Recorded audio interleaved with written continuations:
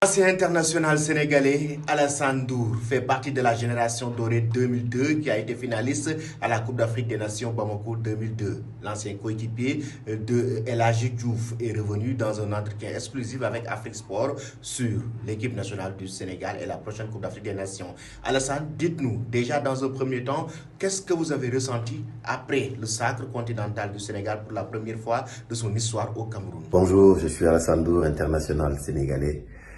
Voir le Sénégal gagner la dernière CAN au Cameroun fut une joie immense, une joie incommensurable, comme on dit. C'était juste magique, c'était exceptionnel. C'était comme si on avait commencé une mission et que ces jeunes l'ont terminée avec la manière contre une belle équipe d'Égypte, cette fois champion d'Afrique. C'était juste exceptionnel et c'était important aussi pour le Sénégal parce que on nous taxait souvent d'un pays avec de très bons joueurs, mais pas d'un pays de football, parce qu'on ne gagnait pas des titres.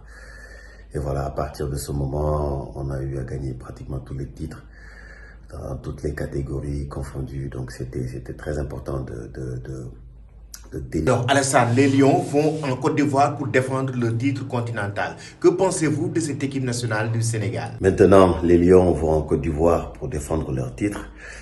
Ce ne sera pas facile, ce ne sera pas simple, ce sera une mission très difficile, mais une mission faisable parce que on est encore dans le football, tout est possible. Il y a des équipes qui ont gagné la CAN et qui l'ont regagné et qui l'ont encore regagné la troisième fois. Il y a des équipes qui ont gagné la CAN qui n'ont pas réussi à sortir de leur poule. Donc tout est possible. Maintenant, il faut partir pas avec des idées défaitistes. Il faut partir avec ce costume de favori qu'on nous taxe parce que c'est normal quand on gagne une CAN, on devient favori forcément. Donc toutes les équipes craignent le Sénégal avec ses grands joueurs, avec ses grandes stars. Maintenant, à nous d'oublier tout ce qui s'est passé en 2022, à nous de vouloir écrire notre histoire dans cette page du football africain. C'est fort possible parce que on a encore pratiquement toute l'ossature de l'équipe 2022 qui est encore dans cette équipe-là, avec des jeunes qui sont en train d'émerger. Je pense qu'avec un bon discours du coach, avec les mots qu'il faut pour motiver ces joueurs, avec aussi l'expérience que ces joueurs-là ont acquérie lors de ces dernières années-là à travers leur club et à travers la sélection. Je pense qu'il y a une possibilité aussi de faire un remake. Maintenant, ce ne sera pas simple dans une poule pas facile. Voilà, les joueurs sauront ce qu'ils ont à faire, c'est des grands professionnels. En tout cas, le Sénégal compte sur eux pour aller relever ces défis. C'est vrai que c'est comme on dit, une situation que le Sénégal ne connaît pas parce que on n'avait pas gagné encore. Maintenant qu'on a gagné, comment l'équipe va se comporter? Bon, ça, on ne sait pas encore. En tout cas, tout ce qu'on leur souhaite, c'est d'être présent, de représenter le pays dignement, comme ils l'ont eu à le faire en 2022. Et on a confiance que nos Lions vont nous hisser encore vers le haut et puis ils feront un bon comportement pour représenter leur pays qui est le Sénégal. Alors le Sénégal loge dans la poule de la mort avec le Cameroun, la Gambie et la Guinée. Pensez-vous que ce sera un groupe facile pour les hommes d'Aliou Cissé? Le Sénégal se loge dans une poule pas facile, je dirais. Facile pour certains parce que ils pensent qu'il y a toujours ces équipes qui sont inférieures au Sénégal.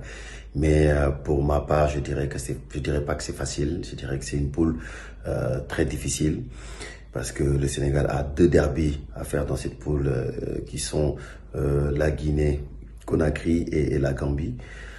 On connaît nos relations, nos rapports avec la Guinée, avec la Gambie. Donc ça va être très tendu. Ça va être un match très difficile, il n'y a pas de petite équipe, on sera, je dirais, forcément on est les favoris, hein, parce que le Sénégal c'est l'équipe à battre de tout le monde, hein, de toutes les équipes africaines, les 24, des 23 autres équipes voudront toujours battre le Sénégal. Maintenant, à nous de bien nous comporter, de bien déclencher cette CAN-là par un très bon résultat contre la Gambie. À l'issue de ça, je pense qu'on peut être inarrêtable, mais il ne faut pas comme on dit, il faut pas commencer la CAN avec les calculs ou bien avec un résultat timoré ou bien avec une performance un peu timorée comme on a eu à faire en 2022, parce que ce sera le premier match qui va nous donner le ton. Et puis ce sera le premier match qui va mettre confiance à tous ces joueurs, parce qu'aujourd'hui, tous les yeux sont braqués sur le Sénégal, sur la performance de certains, sur l'effet que certains joueurs jouent en Arabie Saoudite. Donc on a envie de voir la forme physique de ces joueurs-là qui jouent en Arabie Saoudite. J'ai envie de dire que voilà, l'Arabie Saoudite reste un championnat aujourd'hui performant, un championnat qui attire les stars, mais un championnat aussi où on joue au ballon, un championnat aussi où il y a du rythme, un championnat aussi, j'ai envie de dire ça, mais il doit falloir voir ce que aujourd'hui ces joueurs-là ont dans les chaussettes. Reste à voir, on est impatient de voir, mais en tout cas, tout ce qu'on pourra dire pour ces joueurs-là, ce sera de bien mouiller le maillot, de bien penser à conserver, à vouloir conserver leur titre, pas à tout prix, mais à gérer les matchs, à gérer ces moments difficiles, parce qu'il y en aura. Ça sera pas facile, on va pas venir et reprendre la coupe et repartir. Non, non, ça passera par des efforts, ça passera par la concentration, par beaucoup d'humilité, surtout. Il y a aussi le match du Cameroun qui est un match, qui sera un match très difficile. On les a joués en amical, on a gagné 1-0 il y a peut-être 2 mois, mais un match amical n'est pas un match officiel. Qui connaît les Camerounais savent qu'ils sont très percutants en match officiel.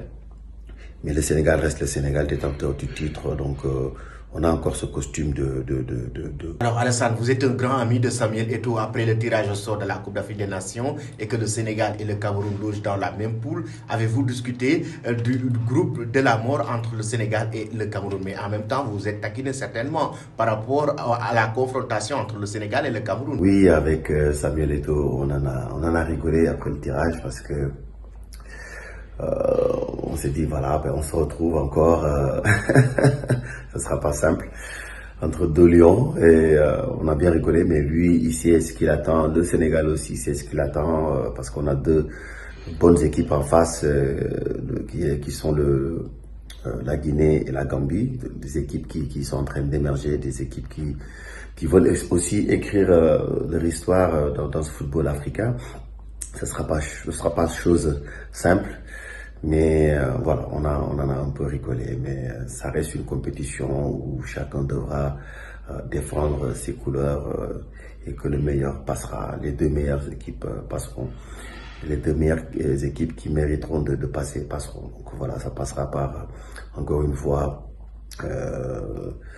des compétences, ça passera par la concentration, ça passera par l'humilité, ça passera par des matchs qu'il faut jouer à 100 à l'heure pour les gagner. Et puis que pensez-vous de la forme actuelle maintenant de Sadio Mané à quelques jours de la prochaine Coupe d'Afrique des Nations? Oui, la forme de Sadio aujourd'hui intrigue tout le monde, parce que tout le monde se dit oui, est-ce qu'il sera là présent pour la CAN? C'est ces questions qui reviennent souvent.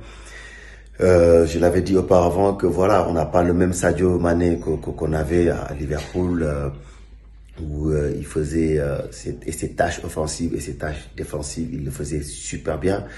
D'ailleurs, depuis qu'il est parti, Liverpool n'a pas remplacé Sadio Mané depuis qu'il est parti. Donc voilà, on n'a plus ce Sadio-là forcément, parce que voilà, un joueur ne peut pas être au top niveau sur le plan physique, je dis bien, hein, toute sa carrière, forcément. Si vous voyez Cristiano Ronaldo, si vous voyez Messi, aujourd'hui, c'est des joueurs qui ne jouent plus comme ils jouaient avant. C'est pas le même Messi de 2010, de 2015. Voilà, forcément, il joue un peu plus avec la vista, avec l'expérience. Voilà, Sadio aussi, c'est ce qu'on va attendre de lui. Ça reste un joueur exceptionnel, ça reste un grand joueur, ça reste notre Sadio à nous, c'est notre Messi à nous, c'est notre Pelé à nous. Maintenant, il faudra le préserver, il faudra le mettre en confiance. Il joue dans un championnat forcément qui n'est pas la Première Ligue, qui n'est pas le championnat de France. Mais voilà, il marque ses buts, il est encore là, performant, même si il n'est plus aujourd'hui physiquement le Sadio qu'on avait. Mais l'équipe a besoin de lui sur le plan technique, sur le plan tactique, sur le plan expérience. Et on peut dire tout ce qu'on peut dire, mais il a même mis un doublé avec son équipe. Voilà, maintenant, on a envie de voir tout ça, on a envie de le voir encore porter cette équipe-là sur ses épaules, comme il a eu à le faire. Voilà, il faut pas commencer à jeter du sucre sur lui. Faut plutôt l'encourager, il faut plutôt le mettre à l'aise, parce que si on le met à l'aise, si il est lancé, je pense que l'équipe peut compter sur lui pour aller très très loin. À part le Sénégal, avez-vous d'autres pays en tête? C'est-à-dire, y a-t-il d'autres pays qui sont favoris pour remporter ce titre continental? Oui, c'est une CAN où on peut énumérer beaucoup de favoris, mais ça reste des favoris sur le papier. Moi, je dis, le favori, c'est celui qui est là, qui gagne tout le monde. Voilà, mais ça, on ne peut pas le savoir tant que la compétition n'a pas démarré. On a vu, oui, l'équipe de la Côte d'Ivoire, qui est le pays hôte, qui va recevoir forcément, qui va avoir l'appui du public, qui va avoir, voilà, l'appui du pays, qui vont être derrière. Tout le pays va être derrière son équipe. En même temps, la Côte d'Ivoire, quand même, avec un bel effectif, avec de bons joueurs. Voilà, ça aussi, on peut dire aussi que le Maroc, voilà, après avoir été demi-finaliste du mondial, voilà, reste aussi un pays qu'on peut considérer comme favori de cette CAN. Il y a aussi l'Algérie qui est en train de revenir en force avec voilà, une belle performance lors des dernières apparitions. On peut en citer beaucoup, mais tout ça, ça reste des favoris sur le papier. On verra les équipes et l'état des formes des joueurs sur le terrain. Voilà, je pense qu'à partir de là, on pourra commencer déjà à parler de favoris, de potentiels vainqueurs de cette CAN 2024. Alors Alassane, vous, votre génération, vous avez marqué l'histoire du football sénégalais. Vous avez qualifié le Sénégal en finale d'une Coupe d'Afrique pour la première fois. C'était en 2002 à Bamako. Mais en même temps, vous avez qualifié le Sénégal pour la première fois à une phase finale de Coupe du Monde. C'était aussi en 2002, Corée-Japon. Quelle est la différence entre cette génération dorée 2002 et cette nouvelle génération de jeunes joueurs qui est entraînée par Aliou Cissé? La différence entre 2002 et 2022, tout simplement, la différence c'est que nous avons bien joué, nous avons été en finale, nous avons fait de belles performances, mais sauf que nous avions pas gagné. Donc la différence c'est que cette génération 2022 a gagné. Donc voilà la différence. Mais je dirais, j'aime pas parler de différence. Moi je veux parler de continuité, parce que voilà, certainement en 2002, ces joueurs-là ont été inspirés par la génération de 2002. Et ces joueurs ont achevé la mission qui a été commencée par la génération de 2002. Certainement, le football ne démarre pas à partir de 2002, le football sénégalais. Forcément, il y a beaucoup d'autres générations, mais il faut dire que la génération 2002 a quand même eu des belles performances, même si on n'a pas gagné de coupe, on n'a pas gagné de titre, mais certainement, c'est une génération qui a inspiré celle qui a gagné la Coupe d'Afrique 2022. Donc, je parlerai plutôt de continuité, mais pas de différence entre les deux générations. Et pour terminer, Alassane Ndour, vous avez récemment décroché votre MBA, c'est-à-dire en management international du sport. Quelle est la nouvelle vie d'Alassane Ndour après sa carrière de footballeur professionnel? Oui, Alassane Ndour est toujours là dans le circuit du football, dans l'environnement du football. On dirait dans l'industrie même du football. Voilà, en tant que consultant, en tant que manager, donc je suis toujours là avec la CAF en tant que consultant, aussi en tant que consultant avec l'UNFPA pour des stratégies de communication par rapport au sport, par rapport au football. Voilà, on continue notre bonhomme de chemin dans le sport où on a évolué. Aussi, on aide, on oriente les jeunes. On essaie de transmettre ce qu'on a appris durant notre carrière. Donc voilà, mais je suis toujours actif dans ce que je sais faire, qui est le football, mais en tant que consultant et manager.